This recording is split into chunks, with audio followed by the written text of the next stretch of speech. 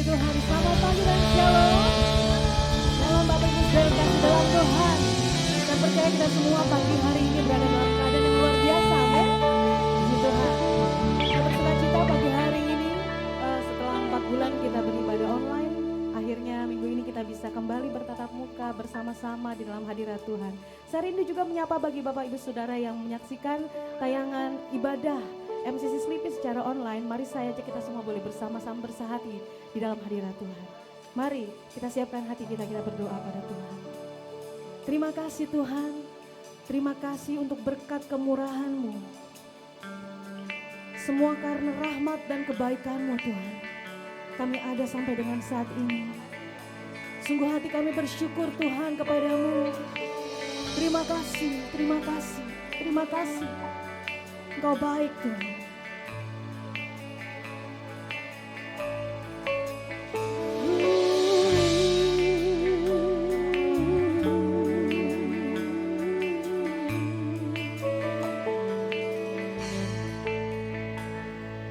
Kau hiasi kehidupanku dengan kemurahan-Mu. Kau rancangkan masa depanku penuh dengan harapan.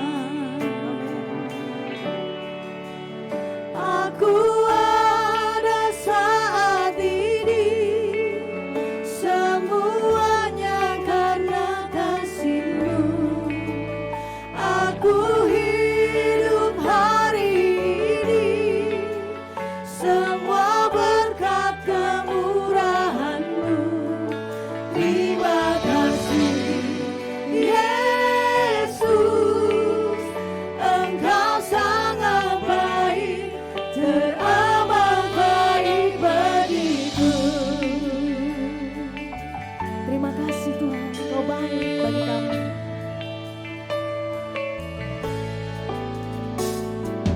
Kau hiasi kehidupanku dengan kemurahan-Mu. Kau rancangkan masa depanku penuh dengan harapan. Kami bersyukur Tuhan. Aku ada saat ini, semuanya karena kasih-Mu. Aku hidup hari ini, semua berkat kemurahan-Mu. Terima kasih Yesus, Engkau sangat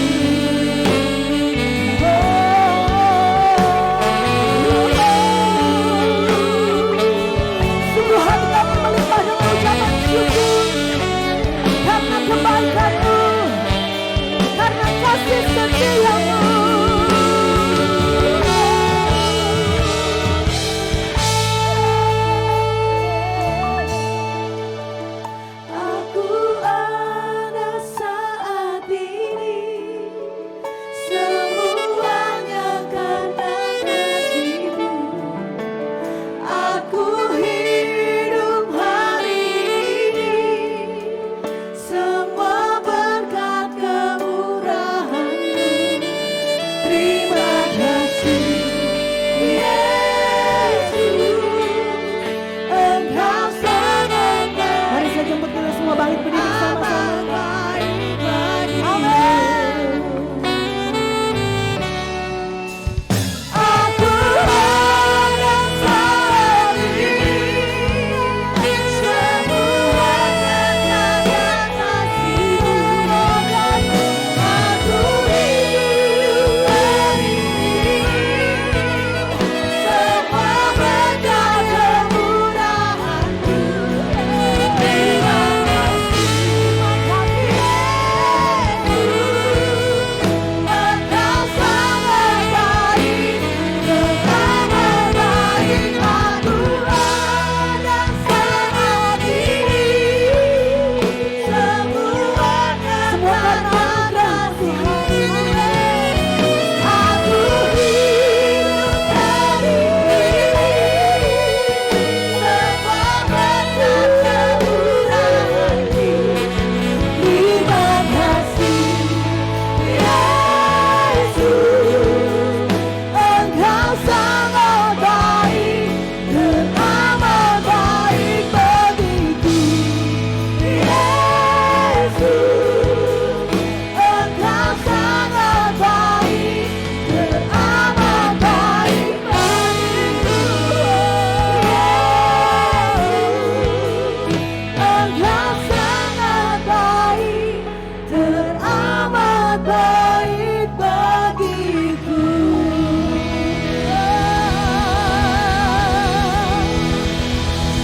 Kami bersyukur Tuhan, kami berterima kasih. Engkau sangat baik, teramat sangat baik.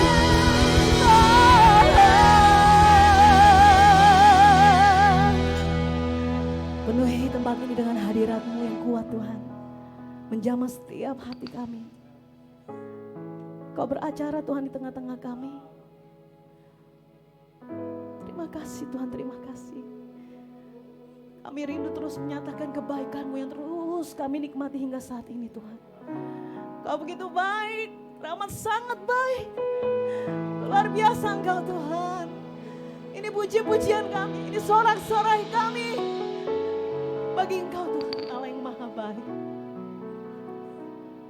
Engkau disenangkan lewat setiap pujian, lewat setiap sembah, mazmur yang terbaik yang kami bawa.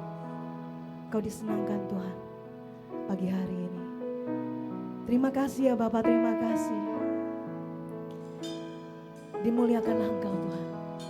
Dimuliakan Engkau lebih-lebih lagi. Di dalam nama Yesus umat Tuhan yang siap menaikkan puji-pujian bagi Dia. Sama-sama kita katakan. Amin. Berikan kemuliaan bagi nama Yesus Tuhan. Dia Yesus Allah kita, Dia yang baik. Amin. Haleluya.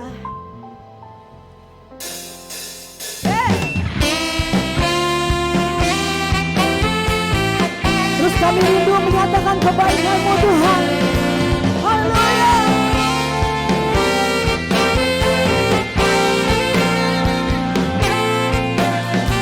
Di hadapan kemegahan-Mu, ku datang menyembah-Mu, membawa hatiku, membawa hidupku. Yes. Ku teringat kasih setiamu di dalam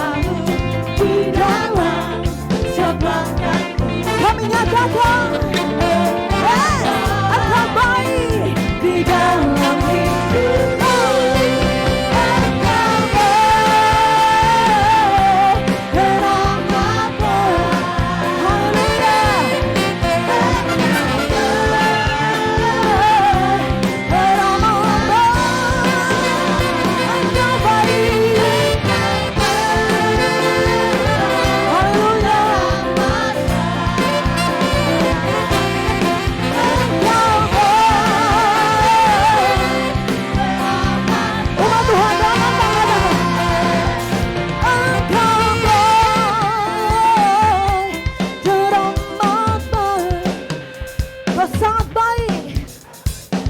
Yes. Terima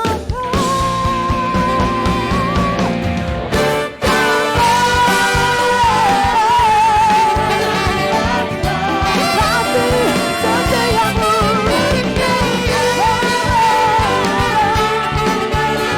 One more time, bersama yang kami.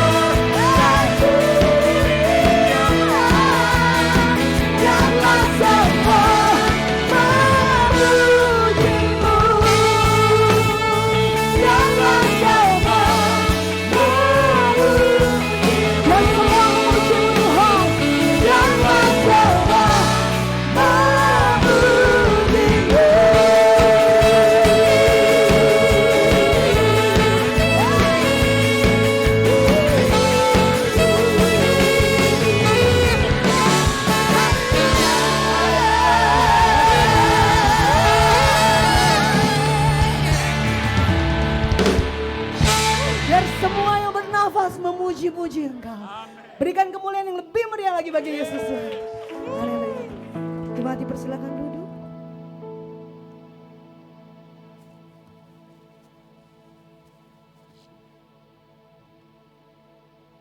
Segala pujian, sorak-sorai kemuliaan hanya milik Engkau Tuhan. Hati kami meluap dengan ucapan syukur dan sukacita. Karena Engkau terlalu banyak Tuhan menyatakan kasih dan kebaikan-Mu bagi setiap kami. Sungguh Tuhan, tak ada kata yang dapat melukiskan betapa kami bersyukur. Ini kerinduan kami Tuhan.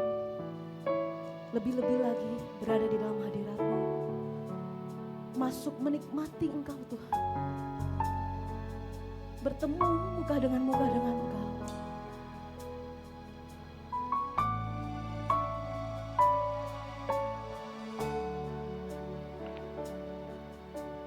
Masuk hadirat-Mu Tuhan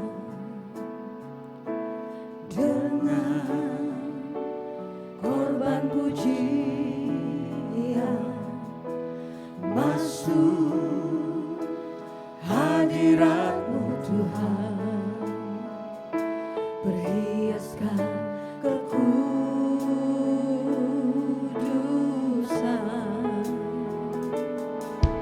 Di hadapan hadirat-Mu Tuhan, ku rasakan kedamaian.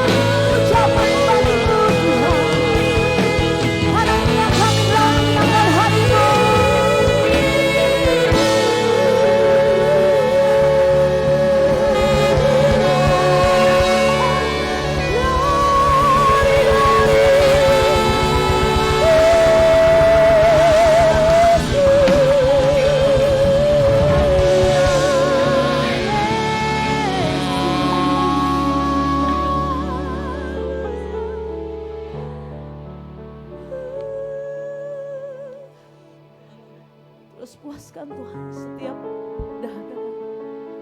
Kami mau lebih-lebih lagi Tuhan. Terus menikmati Engkau.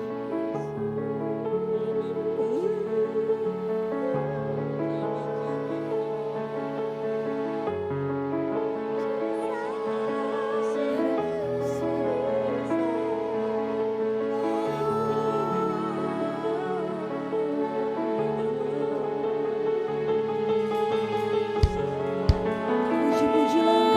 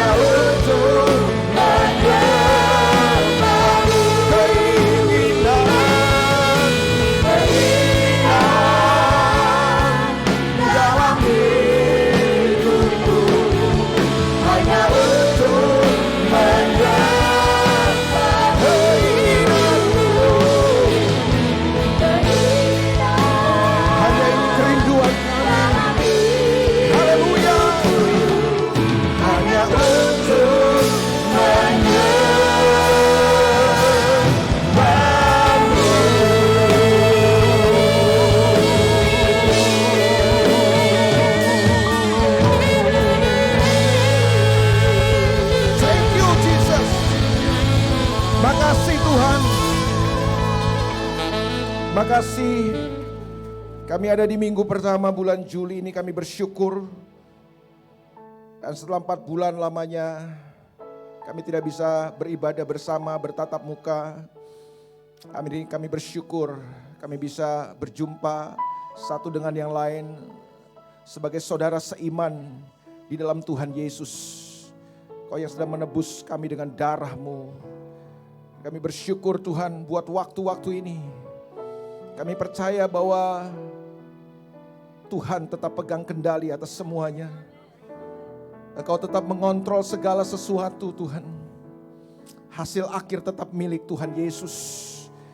Itu sebabnya kami percaya Tuhan, Engkaulah yang patut ditinggikan. Hanya Engkaulah yang patut kami besarkan. Kami tidak perlu membesar-besarkan yang lain. Bahkan corona sekalipun. Karena kami tahu Yesus Kristus sudah menang atas segala sesuatu. Darah-Mu tercurah. Dan waktu Engkau di kayu salib Engkau teriakan sudah selesai. Itu artinya Engkau sudah menyelesaikan segala sesuatu. Bahwa kami akan menjadi umat-umat pemenang. Meskipun situasi dan keadaan tidak mudah untuk kami hadapi, tetapi kami tetap percaya takdir kami adalah menjadi pemenang.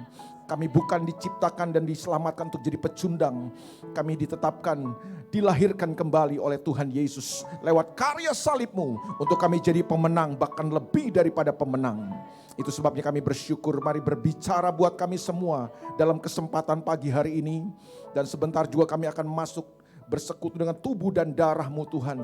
Biar Tuhan memberkati semuanya. Ada mujizat, ada kuasa Tuhan, ada kekuatan Tuhan yang kami alami hari ini Tuhan. Yang sakit disembuhkan, yang lemah menerima kekuatan dari Tuhan. Bahkan yang susah mendapatkan penghiburan, yang jatuh diangkat kembali oleh anugerah Tuhan.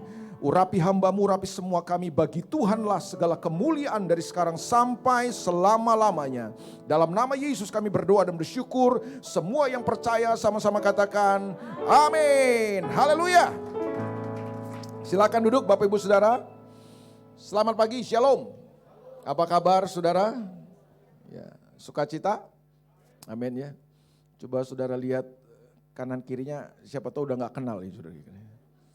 Masih kenal ya saudara ya? Masih kenal ya. Setelah 4 bulan ya saudaraku kita tidak bisa bertatap muka, hari ini kita bersyukur kita juga bisa bersama-sama kembali bersekutu ya di tempat ini. Dan setelah 4 bulan juga untuk pertama kali kita bisa nanti akan bersekutu bersama-sama lewat tubuh dan darah Tuhan, lewat perjamuan kudus, lewat perjamuan Tuhan ini. Dan selama ini kita melakukannya secara online, tapi kita bersyukur hari ini kita bisa bertatap muka, meskipun dalam situasi dan keadaan yang masih terbatas. Tidak mengapa, tidak mengurangi sukacita kita. Amin Bapak Ibu Saudara ya, kita tetap mengikuti anjuran pemerintah ya. Meskipun ibadah kita tetap masih terbatas, tapi saya percaya bahwa tidak mengurangi sukacita yang Tuhan ingin kerjakan buat kehidupan kita. Nah, dalam kesempatan pagi hari ini saya ingin membahas ini satu ayat yang saya pikir atau bagian firman Tuhan yang biasa saudara mungkin pernah dengar ini, dan saya mau ulang ini lagi saudaraku ya, saya mau sampaikan ini lagi untuk kita melihat beberapa hal untuk menghadapi situasi ke depan yang saya percaya bahwa tidak bertambah mudah buat kita hari-hari ini. Dan saya tetap meyakini bahwa Tuhan kita adalah Tuhan yang hebat atas kita. Mari sama-sama kita lihat 2 Petrus pasal yang ketiga, ini yang saya mau share dalam kesempatan ini. Kalau tidak selesai tentunya kita akan selesaikan dalam kebaktian selanjutnya saudaraku ya. 2 Petrus pasal yang ketiga ayat yang ke-17 dan ayat yang ke-18. Ada satu kata yang saya mau soroti dari ayat-ayat ini yang penting untuk saudara perhatikan bersama-sama. 2 Petrus pasal yang ketiga ayat yang ke-17 dan ayat yang ke-18. Jadi judul perikopnya apa saudaraku? Penutup ya. Jadi ini adalah kesimpulan yang diberikan oleh Rasul Petrus kepada jemaat Tuhan di dalam suratnya yang kedua ini. Nah kalau saudara memperhatikan surat 2 Petrus ini, saudaraku, ini surat yang ditujukan oleh Rasul Petrus kepada jemaat-jemaat yang sedang terserak, tersebar. Jadi ada jemaat-jemaat, kalau saudara mempelajari sejarah Alkitab, saudara mengerti bahwa dalam Kisah Rasul kekristenan bertambah hebat ya, di Yerusalem kekristenan bertambah luar biasa, tetapi juga ketika kekristenan bertambah luar biasa ada aniaya, ada tekanan-tekanan yang dialami oleh umat-umat Tuhan, dan yang itu yang membuat akhirnya umat-umat Tuhan kemudian harus keluar dari kota Yerusalem dan mereka terserak di berbagai tempat, mereka menjadi perantau. Makanya kalau saudara membaca surat 1 Petrus itu jelas sekali ya. Di situ surat Petrus ini ditujukan kepada jemaat-jemaat Tuhan yang terserak karena aniaya, karena tekanan yang terjadi di Yerusalem, mereka terpaksa merantau, dan di dalam perantauan ternyata juga situasinya tidak mudah.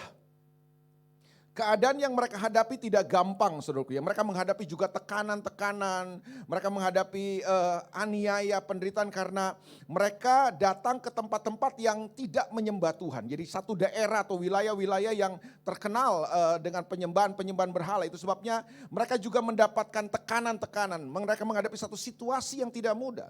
Nah surat 1 Petrus dan 2 Petrus ini ditulis untuk orang-orang yang jemaat-jemaat yang sedang menghadapi banyak tantangan dan masalah juga dalam perantauan mereka. Nah, kalau saudara memperhatikan 2 Petrus pasal yang ketiga, Rasul Petrus menulis tentang keadaan dan situasi yang akan terjadi di akhir zaman ini. Jadi kalau saudara membaca 2 Petrus pasal 3 dari ayat yang pertama sampai ayat yang ke-16, di situ Petrus menulis tentang keadaan yang akan terjadi menjelang hari Tuhan. Jadi menjelang kedatangan Tuhan kali yang kedua, ada satu situasi yang tidak mudah dan saya ingin beritahu kepada saudara bahwa kita sedang berada di masa-masa itu.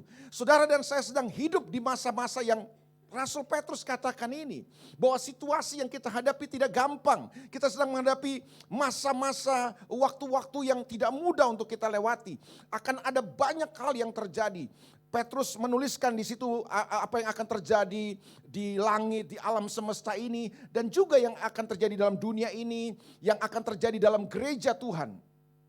Jadi sama ya, paralel dengan apa yang Yesus sampaikan. Jadi apa yang akan terjadi di akhir zaman ini ada 3 hal kalau kita kelompokkan. Yang pertama adalah apa yang akan terjadi di alam semesta ini. Goncangan-goncangan, situasi-situasi yang terjadi di alam semesta ini ya, gempa bumi dan lain sebagainya. Tapi juga ada kelompok yang kedua, tanda-tanda yang terjadi di dalam dunia ini. Ada perang dan lain sebagainya, wabah, penyakit dan lain sebagainya. Yang kita juga sedang lewati hari-hari ini ya. Wabah corona ini. Itu mengglobal. Tapi juga ada kelompok yang ketiga atau tanda yang ketiga. Kalau kita kelompokkan tanda menjelang akhir zaman itu 3. Tanda yang terjadi di alam semesta. Tanda yang terjadi di dalam dunia ini. Dan yang ketiga adalah tanda yang terjadi dalam gereja. Penyesatan-penyesatan akan terjadi. Apalagi kata Petrus, nanti sudah bisa lihat ada pengejek-pengejek yang akan tampil di akhir zaman ini. Dan itu yang sudah kita lihat hari-hari ini kan. Itu yang saya bilang, seringkali saya ngomong bahwa gini, hari ini terbalik saudaraku. Orang kalau bicara, jangan takut. Tuhan lindungi kita. Penyertaan Tuhan sempurna, darah Yesus berkuat atas kita. Itu disangka kita ini orang yang tidak punya hikmat. Ngerasa gak saudara kalau kita ngomong gitu sekarang dibilang ini orang gak punya hikmat. Jadi yang punya hikmat itu yang takut gitu. Yang jangan pakai ayat itu gak berhikmat. Nah Petrus sudah bilang itu akan terjadi pengejek-pengejek di akhir zaman ini. Ya, saya juga kadang-kadang bingung jadi yang berhikmat itu yang mana? Jadi yang berhikmat itu yang tahu tentang corona itu begini-begini itu yang berhikmat katanya. Jadi kalau kita pakai ayat firman Tuhan, gak usah takut. Tuhan tetap mengendalikan situasi ini. Corona tidak ada apa-apanya dibanding kuasa Tuhan. Itu dianggap kita tidak berhikmat hari ini. Tapi saya mengerti karena Alkitab udah bilang akan datang pengejek-pengejek di akhir zaman ini. Orang yang akan memutarbalikkan firman Tuhan dan lain sebagainya. Saya berharap di sini nggak ada yang begitu sih. Nggak ada kan di sini kan? Saya kadang-kadang bingung, makanya saya kadang-kadang tanya sama Herbert, tolong tunjukkan yang berhikmat itu yang apa sih sebenarnya? Yang tahu tentang corona begini-begini. Dan saya sudah baca-baca semua komentar orang beda-beda kok. Dokter A bilang corona begini, dokter B bilang corona begini, dokter C bilang corona. Nggak ada yang sama, semuanya beda-beda. Tapi rasanya kan gini kan. Corona ini jadi lebih besar daripada kuasa Tuhan. Terus kemudian mulai ada orang-orang yang mulai bertanya, di mana Tuhan? Kenapa Tuhan nggak bisa hentikan corona ini? Ya maunya kita Tuhan menghentikan. Kalau Tuhan mau ada bagaimana? Itu yang saya sering kali bilang begini. Jangan coba kenali Tuhan dengan cara kita. Kenalilah Tuhan dengan cara Tuhan mau kita mengenali Dia. Kita mengenali Tuhan dengan cara kita gagal. Nah ini yang Petrus coba tuliskan dalam suratnya ini. Dia tahu bahwa situasi tidak mudah hari-hari ini. Nah bagaimana kehidupan kita? Nah ayat yang ke-17 kemudian dia kunci dengan sebuah kesimpulan. Kesimpulannya begini. Tetapi kamu saudara-saudaraku yang kekasih. Kamu telah mengetahui hal ini sebelumnya. Hal apa itu? Hal tentang hari Tuhan. Jadi kamu telah mengetahui hal ini karena sudah banyak itu. Jadi Kan tidak ada yang mengejutkan, ini berulang kali saya sampaikan bahwa tidak ada yang mengejutkan dari apa yang sedang terjadi. Mungkin yang mengejutkan buat kita karena wajahnya tampil sebagai virus corona ini aja. Tapi kalau saudara pelajari Alkitab, tidak ada yang mengejutkan sebenarnya. Karena Alkitab semua sudah tulis. Menjelang kedatangan Tuhan, ini yang akan terjadi, tandanya seperti ini yang akan terjadi di dunia ini. Itu dengan jelas Alkitab sudah kasih tahu buat kita. Jadi tetapi kamu saudara-saudaraku yang kekasih, kamu telah mengetahui hal ini sebelumnya. Hal apa itu? Hal tentang kedatangan Tuhan. Tanda-tanda apa yang akan terjadi menjelang hari Tuhan, itu maksudnya. Karena itu, karena apa Pak? Karena apa? Karena itu tuh karena apa?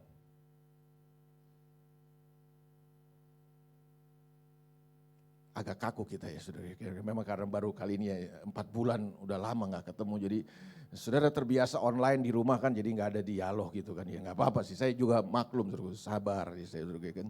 Karena apa saudara? Karena itu, karena apa? Kan kata itu kan kata ganti itu, karena apa itu? Ya gak apa-apa karena saudara pakai masker jadi gak bisa ngomong juga ya, gak apa-apa ya. Ya saya jawab aja ya. Karena itu karena hari Tuhan yang menjelang semakin dekat ini akan terjadi bla bla bla. Itu yang Petrus bilang tadi kan, karena itu katanya karena akan ada situasi yang tidak mudah yang kita akan lewati di hari-hari terakhir ini. Karena itu apa katanya? Waspadalah. Kata waspadalah ini apa sih artinya? Jadi nasihat firman Tuhan itu waspada bukan parno. Kasih tahu sebelahnya. Waspada bukan parno. Seorang Kristen hari ini parno, bukan waspada. Kalau waspada itu kita waspada. Nah hari ini kita waspada kan. Saudara datang ikut rapid test itu waspada. Saudara kita atur jaraknya ya kan. Kita hindari penumpukan-penumpukan yang terjadi. Saudara pakai masker, saudara kita sediakan hand sanitizer. Kita waspada tapi kita nggak parno. Kurang amin kayaknya saudara. Apa kurang senang dengan statement saya ini? Tapi terserah kalau saudara memilih untuk parno dalam kehidupan juga gak apa-apa. Tapi yang Alkitab bilang apa? Waspadalah. Waspada itu artinya apa? Perhatikan sekitar saudara. Perhatikan sekitar saudara. Jangan abai. Kita seringkali abai. Kita ini jadi orang Kristen cuma sekedar hidup. Makanya gini, kita seringkali cuma berdoa sama Tuhan, kapan Tuhan ini wabah corona ini berlalu Tuhan. Supaya saya bisa ngumpul-ngumpul lagi, ngopi-ngopi cantik lagi sama teman-teman. Karena ada banyak kenyamanan kita yang terusik kan karena ini. Dan kita cuma berdoa, berfokus kepada itu supaya kapan semuanya ini bisa berlalu. Kita kembali lagi menjalankan hidup, menjalani hidup yang normal, kesenangan-kesenangan kita, hobi kita, dan lain sebagainya. Padahal yang paling penting kan bukan sekedar itu. Waspada itu maksudnya apa? Perhatikan sekitar saudara. Perhatikan keadaan zaman ini. Perhatikan apa yang sedang terjadi. Apa yang sedang Tuhan kerjakan hari-hari ini. Itu yang perlu menjadi fokus kita. Bukan sekedar kita bisa kembali lagi ngumpul-ngumpul dan lain sebagainya. Bukan sekedar itu. Tapi perhatikan bahwa ini bukan tanda biasa. Tuhan sedang bergerak dan bekerja dengan firman-Nya sekarang ini. Itu yang Alkitab ingin katakan, kita waspada, perhatikan dengan baik-baik. Perhatikan dengan sungguh-sungguh. Jangan main-main dengan situasi dan keadaan ini. Bukan sekedar kita takut corona, tapi gini, apa yang sedang terjadi hari ini? Di balik semua corona ini, di balik semua wabah ini, apa sih yang sedang terjadi? Itu yang perlu kita perhatikan. So kemudian kita bisa menata kehidupan kita. Karena itu waspadalah supaya kamu jangan terseret. Coba bilang sama-sama terseret. Wah belum semua nih, terseret.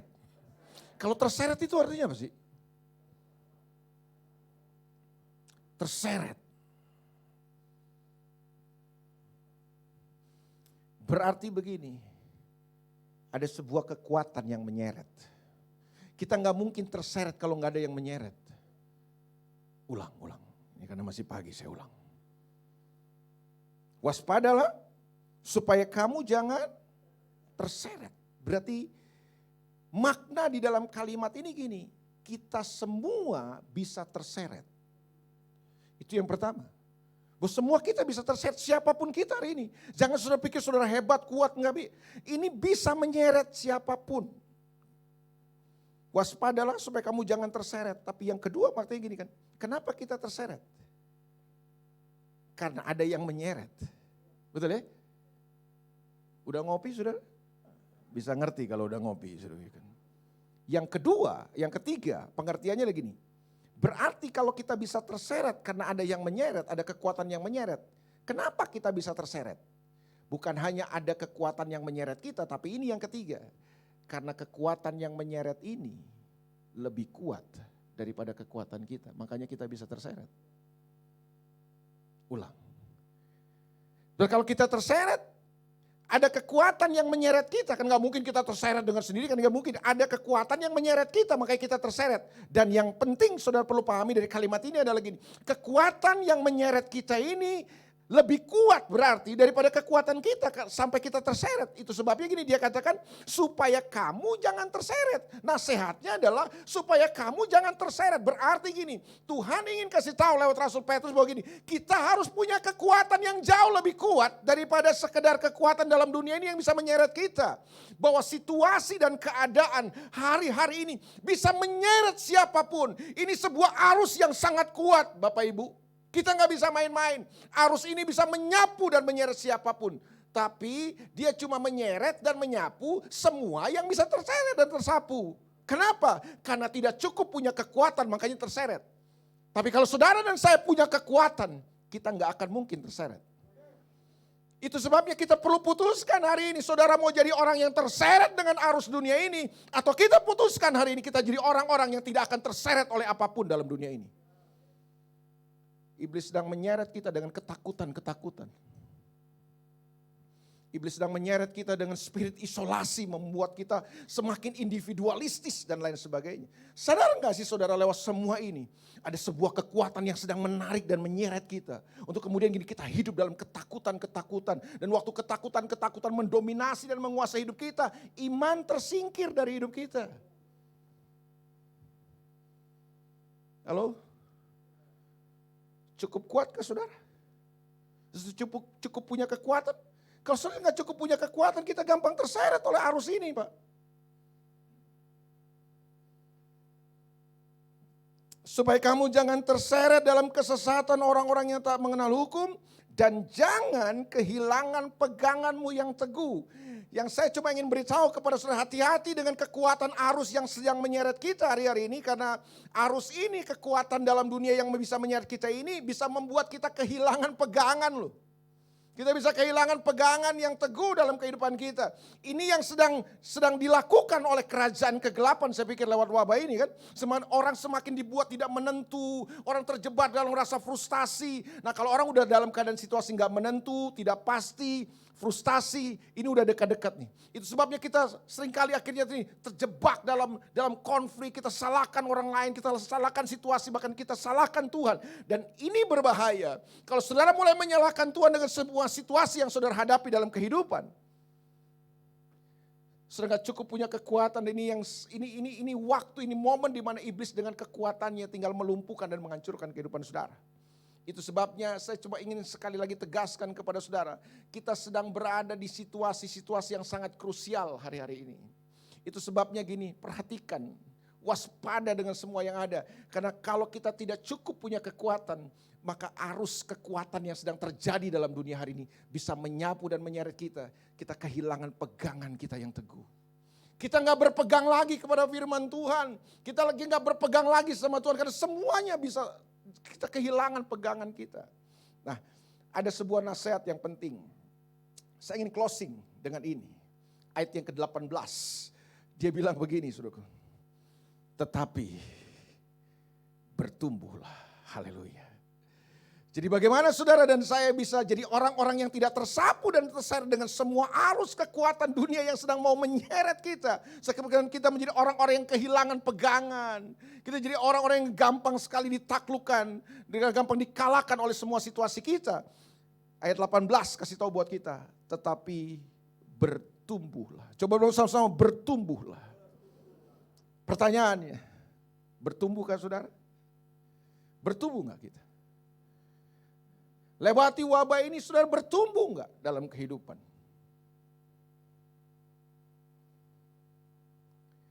Saya cuma memberitahu kepada saudara gini, bertumbuh tidak pernah terjadi secara sendiri. Tidak pernah terjadi dengan sendirinya dalam kehidupan kita. Kita yang perlu memutuskan untuk bertumbuh dalam kehidupan. Itu sebabnya hari ini lewati semua situasi ini, cuma saja ingin mendorong saudara, mari kita semua bertumbuh. Yuk kita semua bertumbuh, jadi suami yang bertumbuh, jadi istri yang bertumbuh, jadi orang tua yang bertumbuh, jadi pelayan Tuhan yang bertumbuh, jadi anak Tuhan yang bertumbuh. Karena bertumbuh ini ternyata penting, ini kuncinya. Ini rahasia untuk kita tetap jadi orang-orang yang berdiri kuat, yang tidak akan tersapu dan terseret oleh semua kekuatan dalam dunia ini. Pertanyaan penting yang perlu saudara bawa pulang dari ruangan ini adalah, bertumbuh gak saudara dalam kehidupan? Kalau gak bertumbuh, sorry to say, saudara akan menjadi orang-orang yang gampang tersapu dan terseret. Itu sebabnya gini, jangan abai dengan pertumbuhan saudara. Jangan abai.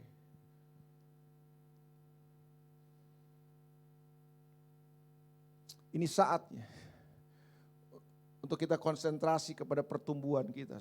Bertumbuhlah sebagai orang percaya.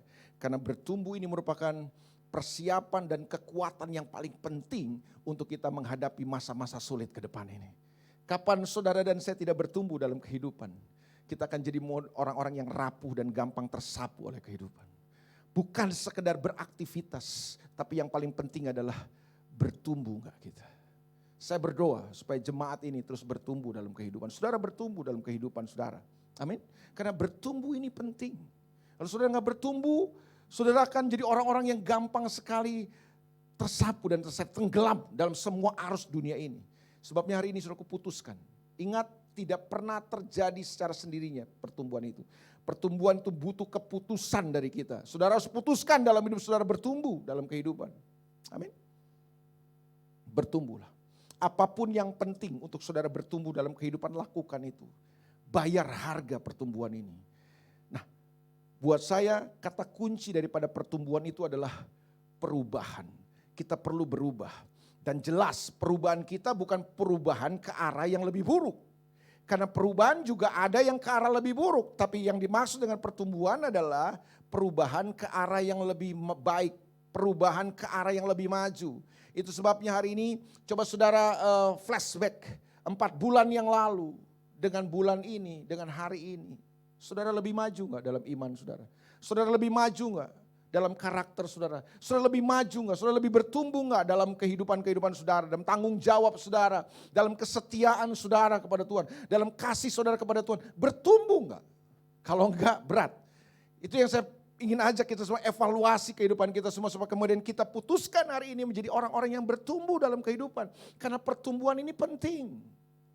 Saya tidak peduli situasi saudara apa. Tapi kalau saudara jadi orang-orang yang bertumbuh dalam kehidupan, saya yakin banget, saya optimis sama saudara. Kalau saudara bertumbuh di dalam kehidupan saudara, saudara bertumbuh di dalam iman saudara, saudara bertumbuh dalam Tuhan, saya percaya situasi apapun tidak akan pernah bisa menaklukkan dan mengalahkan saudara. Waktu saudara bertumbuh, saudara punya kekuatan untuk tetap tegak berdiri. Dan tetap pegang kebenaran firman Tuhan. Saudara tidak kehilangan pegangan saudara. Karena saudara memutuskan untuk bertumbuh dalam kehidupan. Jadi kalau saudara gak bertumbuh, kehancuran tinggal menunggu waktu. Saudara membangun sesuatu yang rapuh dalam kehidupan ini. Itu sebabnya hari ini saya mau dorong saudara di dalam ibadah kita perdana kembali ini. Bertumbuhlah. Berubahlah dalam kehidupan. Saya tahu bahwa gini tidak mudah. Kita harus keluar dari kenyamanan kita. Tapi saya percaya 4 bulan ini Tuhan sudah mengajar kita banyak saya pikir. Dan saya berdoa supaya 4 bulan kita lalui ini, saudara bertumbuh dong. Ada kenyamanan-kenyamanan kita yang harus hilang. Sederhana kan Tuhan ingin supaya kita mulai menemukan kembali apa yang paling penting yang Tuhan ingin saudara lakukan dalam kehidupan saudara. Bukan sekedar sebuah aktivitas agama, bukan sekedar ritual agama, bukan sekedar aktivitas pelayanan. Tapi yang paling penting adalah kita bertumbuh dalam kehidupan, bagaimana kita bereaksi dalam kehidupan, bagaimana kita berespon dalam kehidupan ini. Bagaimana kita bisa menjalani kehidupan ini, ada enggak pertumbuhan-pertumbuhan itu yang terjadi. Nah itu yang Tuhan mau temukan. Karena kalau saudara miliki pertumbuhan ini, saudara punya pertumbuhan, saudara punya modal modal yang paling besar dan kuat untuk saudara hadapi semua situasi ke depan. Saya yakin kalau jemaat ini bertumbuh, bukan bertumbuh secara kuantitas, tapi saudara bertumbuh secara kualitas. Iman saudara, karakter saudara, sifat saudara, cara saudara bereaksi dalam kehidupan, dalam pekerjaan saudara. Saya percaya apapun yang akan terjadi di luar sana, apapun yang akan terjadi dalam dunia tidak akan pernah menyeret kita. Karena kita tetap menjadi orang-orang yang punya pegangan yang teguh. Bertumbuhlah saudaraku. Dan saya cuma ingin akhiri dengan ini. Tahukah saudara? Untuk sebuah pertumbuhan dalam hidup kita, untuk sebuah perubahan, Yesus telah membayar harganya buat kita. Dia mati di kayu salib. Dia curahkan darahnya supaya kita bisa berubah dalam kehidupan. Saya percaya begini, Yesus mati di kayu salib, betul dia menebus kita dari dosa kita. Betul bahwa waktu Yesus mati di kayu salib, dia hapus semua dosa kita. Tapi ini yang penting sebenarnya. Buat saya, Yesus Kristus mati di kayu salib. Dia mencurahkan darahnya. Bukan sekedar supaya dosa kita dihapus. Tapi Tuhan mati di kayu salib buat kita. Supaya saudara dan saya bisa bertumbuh, bisa berbuah dalam kehidupan. Amin. Ayat terakhir yang saya mau bacakan buat saudara, 2 Korintus pasal yang kelima, ayat yang ke-15. Ini tujuan daripada Yesus mati di kayu salib.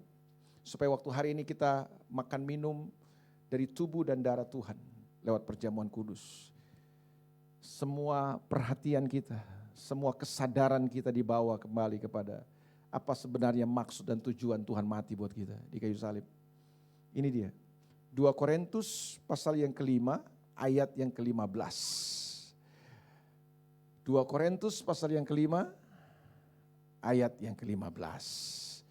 Dan Kristus telah mati untuk semua orang. Untuk siapa? Saudara termasuk? Karena saudara orang. Amin. Jadi Kristus telah mati untuk semua orang supaya mereka yang hidup. Saudara hidup?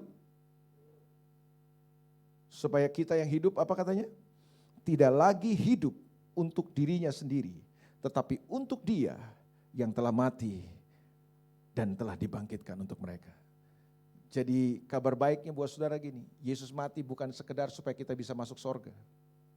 Yesus mati buat saudara dan saya, curahkan darahnya, bukan sekedar supaya kita jadi orang-orang yang bebas dari dosa, bisa masuk surga. Tapi Yesus mati di kayu salib, curahkan darahnya supaya saudara dan saya tidak lagi hidup untuk diri kita sendiri. Dan kita hidup untuk Dia yang telah mati dan telah dibangkitkan. Hidup yang berubah, hidup yang bertumbuh ke arah Kristus, ke arah keserupaan dengan Kristus. Itulah yang Tuhan ingin temukan dalam kehidupan kita. Dan untuk itu, untuk pertumbuhan saudara, untuk perubahan saudara, Dia telah bayar harganya dengan mati di kayu salib. Itu sebabnya hargai pengorbanan Tuhan. Waktu saudara makan minum tubuh dan darah Tuhan nanti, ingat harga perubahan hidup saudara itu telah Dia bayar dengan nyawanya, dengan darahnya. Itu sebabnya kalau saudara gak berubah, gak bertumbuh, kelewatan sih. Itu artinya apa? Kita gak pernah menghargai korban Yesus di kayu salib buat kita. Selamat berubah, selamat bertumbuh dalam kehidupan. God bless you, Tuhan berkati saudara. Mari kita siapkan hati kita buat tubuh dan darah Tuhan yang akan kita nikmati sebentar. Saya undang tim worship untuk bersama-sama siapkan hati saudara. Dan pelayan-pelayan Tuhan juga yang sudah ditetapkan, siapkan diri saudara. Kita akan bersama-sama menikmati persekutuan dengan tubuh dan darah Tuhan.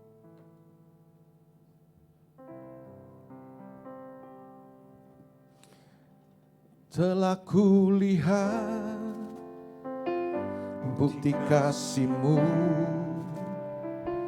Kau menderita gantikanku. Dengan darah-Mu, Kau selamatkanku. Kini ku hidup menyenangkan-Mu. telah kulihat bukti kasih-Mu. Kau menderita gantikanku dengan darah-Mu, dengan darah-Mu. Kau selamatkanku, kini ku hidup menyenangkan-Mu. Terlalu besar kasih-Mu Bapa, pengorbanan yang Kau berikan bagiku. Terlalu mahal darah-Mu Yesus, tercurah untuk menebus hidupku. Terlalu besar. Terima kasih Tuhan, pengorbanan yang Kau berikan bagiku. Terlalu mahal darah-Mu Yesus, tercurah untuk menebus hidupku. Mari siapkan hati Bapak Ibu Saudara, karena firman Tuhan berkata, jadi barang siapa dengan cara yang tidak layak makan roti dan minum cawan Tuhan, ia berdosa terhadap tubuh dan darah Tuhan. Karena itu hendaklah tiap-tiap orang menguji dirinya sendiri, dan baru sesudah itu ia makan roti dan minum dari cawan itu. Uji diri saudara, supaya tubuh dan darah Tuhan menjadi berkat buat hidup kita. Berubahlah, karena harga perubahan telah Dia bayar lewat darah. Untuk kau makan minum tubuh dan darah Tuhan, kalau saudara gak berubah dalam kehidupan, buat apa? Hari ini kalau saudara mau berubah, mau bertumbuh, saudara ambil tubuh dan darah Tuhan dengan iman. Bapa, di dalam nama Tuhan Yesus, di hadapan kami ada roti dan cawan anggur yang adalah tubuh dan darah Tuhan. Biar Tuhan berkati roti dan cawan ini. Inilah tubuh dan darah-Mu yang terpecah dan tercurah di kayu salib buat kami. Karena kasih-Mu buat kami. Kau bayar harga perubahan dan pertumbuhan buat hidup kami itu. Itu sebabnya hari ini waktu kami makan minum, ada berkat Tuhan, ada mujizat Tuhan, ada anugerah Tuhan, ada kesembuhan, ada pemulihan, ada sukacita, damai sejahtera yang melimpah. Kami mengalami berkat Tuhan waktu kami bersekutu dengan tubuh dan darah-Mu hari ini lewat perjamuan Tuhan. Urapi hamba-hamba-Mu yang akan melayani. Biar waktu mereka melayani umat Tuhan, mereka bukan sekedar menyodorkan roti biasa dan cawan anggur biasa, tapi mereka sedang memberikan, menyodorkan anugerah dan kasih karunia Tuhan buat setiap jemaat. Kuduskan, urapi mereka dengan kuasa. Urapi kami semua. Darah-Mu menguduskan kami. Dalam nama Bapa, Putra dan Roh Kudus, dalam nama Tuhan Yesus Kristus, kami berdoa. Amin. Terima tubuh dan darah Tuhan dengan sukacita hari ini, dengan iman. Biarkan saudara dilayani hari ini, siapkan hati saudara buat Tuhan. Telah kulihat bukti kasih-Mu, Kau menderita gantikanku dengan darah-Mu Tuhan. Dengan darah-Mu Kau selamatkanku, Kini ku hidup menyenangkan-Mu. Sekali lagi sama-sama katakan, telah kulihat. telah kulihat bukti kasih-Mu. Kau menderita gantikanku Dengan darah-Mu Kau selamatkanku, kini ku hidup menyenangkan. Terlalu besar kasih-Mu, terlalu besar. oh kasih-Mu Bapa, pengorbanan yang Kau berikan bagiku. Terlalu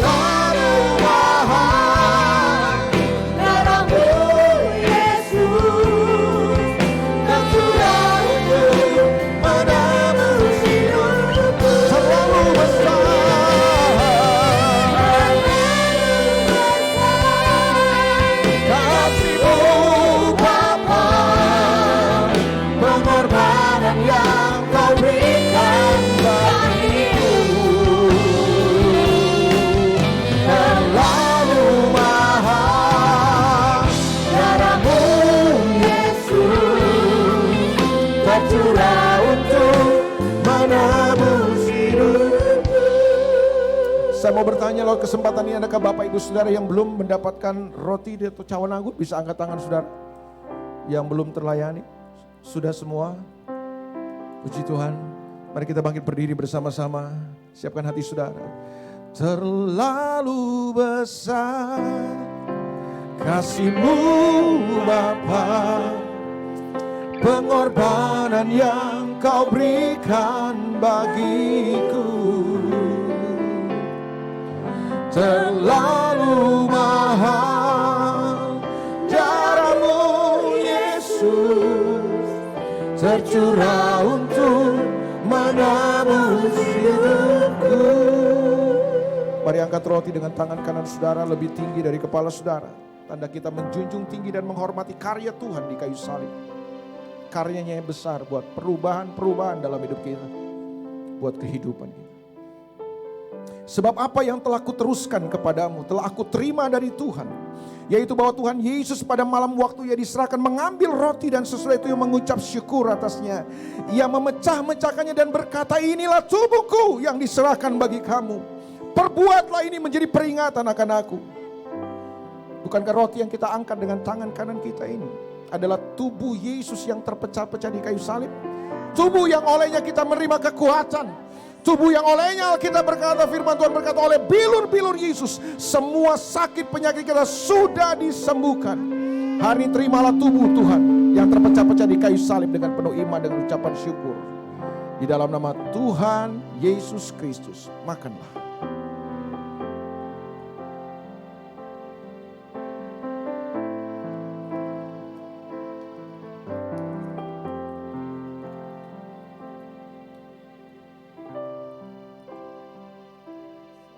Mari angkat cawan dengan tangan kanan saudara lebih tinggi dari kepala saudara, tanda kita menghormati dan menjunjung tinggi karya Tuhan di kayu salib buat kita. Demikian juga Ia mengambil cawan sesudah makan lalu berkata, cawan ini adalah perjanjian baru yang dimeteraikan oleh darahku. Perbuatlah ini setiap kali kamu meminumnya menjadi peringatan akan aku. Sebab setiap kali kamu makan roti ini dan minum cawan ini, kamu memberitakan kematian Tuhan sampai Ia datang. Bukankah cawan anggur yang kita angkat dengan tangan kanan kita ini adalah perjanjian baru yang dimeteraikan oleh darah Yesus. Darah yang suci, darah anak domba Allah. Darah yang olehnya kita disucikan, dosa kita diampuni. Darah yang olehnya kita diselamatkan. Kalau engkau percaya dengan iman, inilah darah Yesus yang tercurah di kayu salib buat kita. Mari kita minum bersama-sama dengan penuh iman, dengan penuh ucapan syukur. Dalam nama Tuhan Yesus Kristus, minumlah.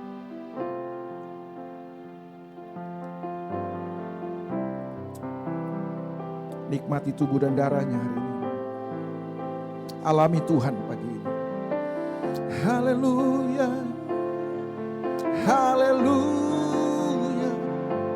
Terima kasih buat darah-Mu Tuhan. Terima kasih buat darah-Mu, buat salib-Mu. Terima kasih Yesus, kami bersyukur, kami bersyukur. Terlalu besar kasih-Mu Tuhan, terlalu agung pengorbanan-Mu.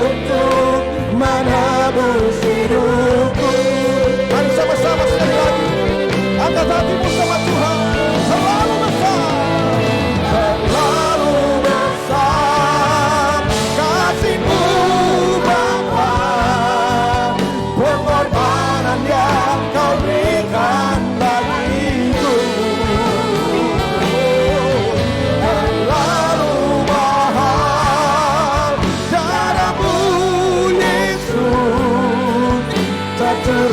untuk menebus tercurah, tercurah untuk menebus hidupku, tercurah untuk menebus hidupku.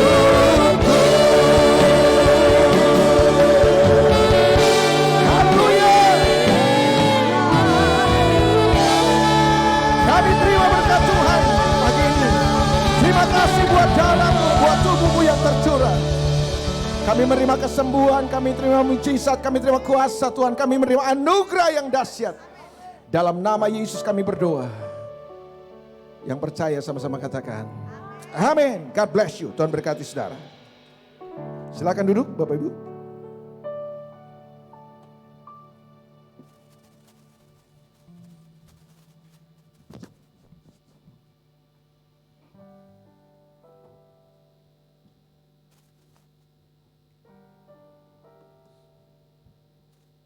Salam Bapak-bapak dan Ibu-ibu semua, damai sejahtera bagi kita. Ada sukacita? Haleluya. Selamat bertemu kembali ya setelah 4 bulan kita tidak bersua. Sambil kita mempersiapkan persembahan. Ada yang belum menerima amplop? Boleh angkat tangan? Puji Tuhan kita semua sudah menerima. Kita mendengarkan pengumuman sejenak. Yang pertama atas nama jemaat, pelayan dan seluruh pengurus tempat ini, kami mengucapkan terima kasih buat Pastor Elia Duta Makaraung atas pelayanan firman yang sudah disampaikan. Kiranya Tuhan Yesus memberkati Bapak dan juga keluarga. Dimanapun Bapak melayani, kiranya Tuhan yang dimuliakan. Kemudian di antara Bapak-bapak dan Ibu-ibu ada yang baru pertama kali beribadah di tempat ini. Puji nama Tuhan. Ada? Boleh melambaikan tangan. Selamat datang Ibu. Selamat beribadah, selamat bergabung. Kalau belum ada tempat beribadah yang tetap, di tempat ini ada 2 kali ibadah, jam 9 dan jam 11. Silakan pilih waktu yang berkenan dengan Ibu. Kemudian, karena masih situasi COVID ya, fellowship untuk sementara ini ditiadakan. Jadi setelah nanti ibadah ini selesai, silakan bapak-bapak dan ibu-ibu yang tidak ada kepentingan lagi dengan gembala-gembala ataupun dengan hamba-hamba Tuhan ataupun dengan gereja ini, silakan segera pulang ke rumah masing-masing lewat pintu depan, pintu kaca, bukan tempat tadi ya, biar tidak bertabrakan dengan jemaat yang akan beribadah untuk ibadah yang kedua. Nah kemudian nanti setelah doa berkat, bapak-bapak dan ibu-ibu tetap duduk dulu. Nanti pulangnya itu keluar dari ruangan ini akan dipandu oleh usher kita. Pertama dari barisan belakang ya, biar jangan bertumpuk. Jadi digilir nanti keluarnya pelan-pelan, tidak usah buru-buru keluarnya, satu-satu kayak begitu ya. Mulai dari belakang sampai nanti ke barisan depan. Nah, itu saja pengumuman pada hari ini. Kita angkat amplop persembahan kita untuk kita memberikan persembahan. Bapa kami yang berada di surga, segala puji syukur kami naikkan padamu ya Tuhan pada pagi hari ini. Terima kasih Bapa, terima kasih Yesus atas ibadah kami yang pertama ini. Bahkan ya Tuhan, firman yang sudah kami dengarkan biarlah itu menguatkan kami dan boleh kami aplikasikan dalam kehidupan kami sehari-hari. Terima kasih Tuhan, kami juga berdoa ya Tuhan buat Pak Elia yang sudah menyampaikan firman Tuhan, biarlah Tuhan senantiasa memberkatinya kemanapun hamba-Mu ini melayani, karena Tuhan yang dimuliakan. Terima kasih Bapak, sebentar kami akan memberikan persembahan untuk pekerjaan-Mu di tempat ini, karena yang Kau memberkati yang anak tangan-tangan yang sudah terangkat. Biarlah Tuhan senantiasa memberkati mereka, lebih heran lagi ya Tuhan. Terima kasih Bapak, kami juga berdoa ya Tuhan yang belum bisa memberikan persembahan pada kesempatan ini, biarlah juga Tuhan memberkati agar pada waktu-waktu yang akan datang mereka juga dapat untuk memberikan persembahannya Tuhan. Terima kasih Bapa, terpujilah nama-Mu, hanya dalam nama anak-Mu Yesus Kristus kami sudah berdoa dan mengucap syukur. Haleluya, amin. Mari kita memberi dengan sukacita.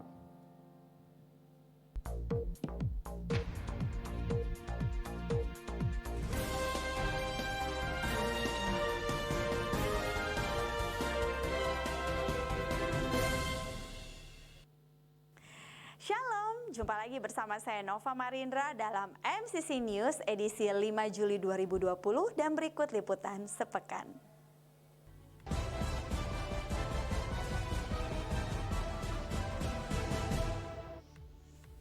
Ibadah Raya minggu depan pada tanggal 12 Juli 2020, plan firman Tuhan akan dilayani oleh Pastor Jesse Lantang pada pukul 9 pagi di Ibadah Raya pertama, dan Ibadah Raya kedua pada pukul 11 siang akan dilayani juga oleh Pastor Jesse Lantang.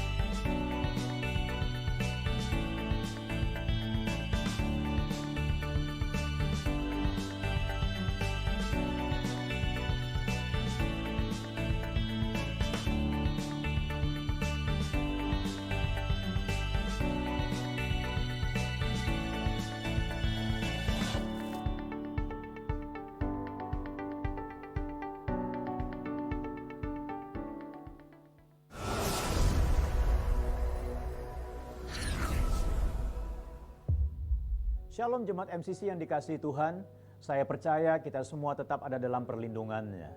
Sekian lama tidak bertatap muka secara langsung, tentunya tidak mengurangi semangat kita untuk bersekutu dengan Tuhan dan sesama. Dalam masa pandemik ini, banyak orang kehilangan pekerjaan, bekerja di rumah, mengurangi aktivitas pekerjaan di kantor, bahkan kehilangan sebagian atau seluruh pendapatan. Tetapi fakta juga menyatakan bahwa dalam masa pandemik yang sama ada orang-orang yang mau mencoba bidang-bidang pekerjaan baru yang ternyata membawa hasil dan keuntungan. Oleh sebab itu bekerjalah dengan rajin. Amsal 12 ayat 24, tangan orang rajin memegang kekuasaan tetapi kemalasan mengakibatkan kerja paksa. Orang rajin adalah orang yang mau melakukan pekerjaannya dengan sukacita dan motivasi yang kuat, sehingga apapun yang ditugaskan segera diselesaikannya. Milikilah tangan orang rajin agar kita dapat keluar dari situasi sulit dan berkuasa atasnya. Bertanggung jawab. Setiap kita telah Tuhan berikan potensi secara alami maupun melalui pembelajaran. Dan Tuhan telah memberikan tanggung jawab melalui pekerjaan, bisnis profesi dan pelayanan atau pekerjaan dalam bidang-bidang yang baru yang kita kerjakan hari ini. Kerjakanlah itu dengan potensi yang ada agar dapat terselesaikan dengan baik. Matius 25 ayat 21 berkata, maka kata tuannya itu kepadanya, baik sekali perbuatanmu itu, hai hambaku yang baik dan setia. Engkau telah setia dalam perkara kecil, aku akan memberikan kepadamu tanggung jawab dalam perkara yang besar. Masuklah dan turutlah dalam kebahagiaan Tuanmu. Orang yang berhasil mengelola tanggung jawab pasti akan dipercayakan tanggung jawab yang lebih besar. Mari kita bekerja seperti untuk Tuhan. Tuhan bukan hanya hadir dalam ruang ibadah, tetapi Dia hadir di tempat di mana kita bekerja.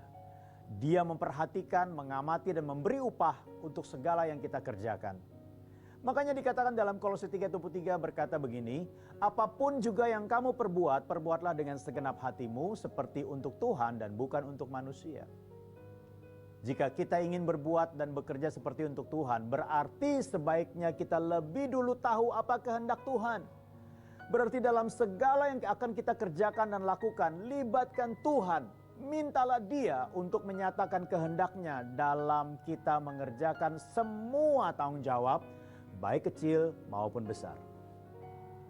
Ayo, jangan berfokus kepada kesulitan dan ancaman yang ada selama ini. Taati protokol kesehatan dan bekerjalah dengan segala potensi, dengan rasa tanggung jawab dan terus libatkan Tuhan. Salam sehat, salam damai sejahtera dan tetap semangat. Tuhan Yesus memberkati.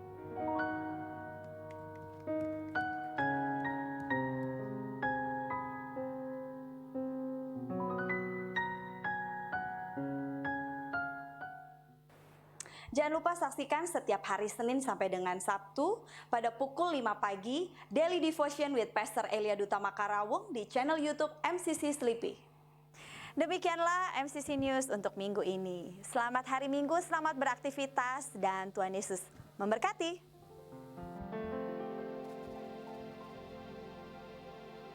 Ya, puji Tuhan, saya percaya saudara semua diberkati Tuhan. Mari sama-sama kita akan akhiri kebaktian kita bangkit berdiri. Dan saya berharap saudara kita disiplin untuk tetap menjaga protokol kesehatan ya, saudaraku ya. Dengan kedisiplinan kita, saya percaya kita akan semua mengalami hal-hal yang luar biasa. Mari kita berdoa. Kami mengucap syukur kepadamu Tuhan, buat pagi hari ini kami percaya berkat Tuhan kami alami lewat persekutuan kami hari ini. Untuk kami memuji, menyembah Tuhan, kami dengar firman Tuhan. Kami percaya berkat Tuhan atas kami semua. Kami pulang menjadi orang-orang yang berbeda dari waktu kami datang. Karena Tuhan melawat hidup kami. Kami berdoa buat MCC, Tuhan terus menolong gereja ini untuk semakin menjadi gereja seperti yang Tuhan inginkan.